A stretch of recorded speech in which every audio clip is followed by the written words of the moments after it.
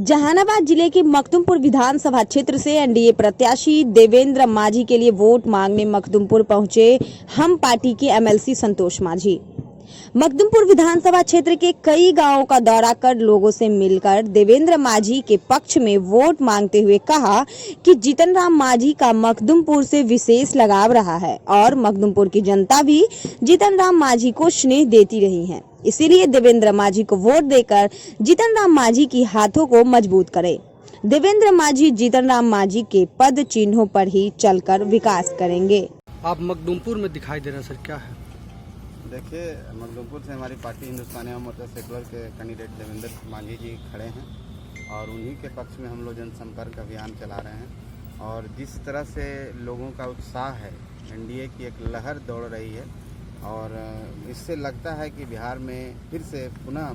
मुख्यमंत्री के रूप में आदरणीय नीतीश कुमार जी होने वाले हैं और यहाँ से भी हम लोग रिकॉर्ड मत से जीतने वाले हैं, क्योंकि जिस तरह से हमारे राष्ट्रीय अध्यक्ष जीतन राम माझी जी ने यहाँ काम किया है, लोगों के बीच में हमेशा जुड़े रहे हैं, चाहे मुख्यमंत्री काल की बात हो, मंत्री की बात हो, एक विशेष लगाव उनका रहा है इस क्षेत्र से। तो इस क्षेत्र की जनता उनको बहुत ही स्नेह करती है, आशीर्वाद देती है और उसी आशीर्वाद और स्नेह का कारण है कि आज देवेंद्र माझी हैं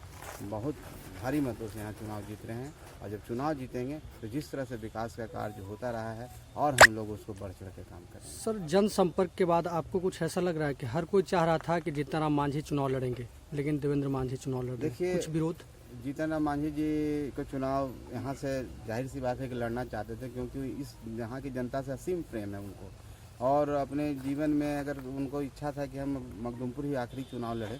लेकिन माननीय मुख्यमंत्री जी की इच्छा हुई कि नहीं, आप वहाँ से लड़ें इमामगंज से, क्योंकि इमामगंज का एक भौगोलिक स्थिति अलग है और अलग तरह का वहाँ वातावरण है। तो उनको लगा कि आप ही वहाँ सही सक्षम होंगे चुनाव लड़ने के लिए, तो ना चाहते हुए भी इमामगंज से चुनाव लड़े हैं। और लेकिन ऐसा कोई प्रभाव नहीं है जो आप कह रहे हैं, क्योंकि यहाँ की जनता जीतन राम माझी जी को देख रही है, जीतन राम माझी जी के किए हुए कार्यों को देख रही है, उनके विकास को देख रही है। तो उनके प्रतिनिधि के तौर पर इंजीनियर देवेंद्र माझी यहाँ खड़े हैं, तो पता है कि जब जीतन राम माझी जी ने इतना विकास किया है तो उनके प्रतिनिधि उनसे अलग नहीं होंगे। सभी लोग का स्नेह प्रेम हमारे प्रत्याशी के प्रति सर, है। इमामगंज में भी पहले चरण में वोटिंग है, मखदुमपुर में भी पहले चरण में है, जी। ऐसे में क्या जीतन राम माझी यहाँ प्रचार करते लोगों से वोट मांगते दिखाई देंगे? जी, निश्चित समय की कमी है। एक इमामगंज की बात नहीं है, हम लोग को जितनी सीट मिली है उसमें से 6 विधानसभा क्षेत्र फर्स्ट फेज में आता है,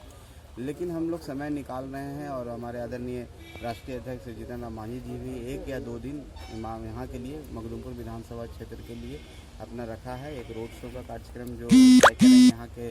लोग, और एक हम समझते हैं कि हेलीकॉप्टर का दौरा किसी नेता के साथ उनका रहेगा। अभी आप लोग संतोष माझी के साथ जनसंपर्क थे, क्या लग रहा है?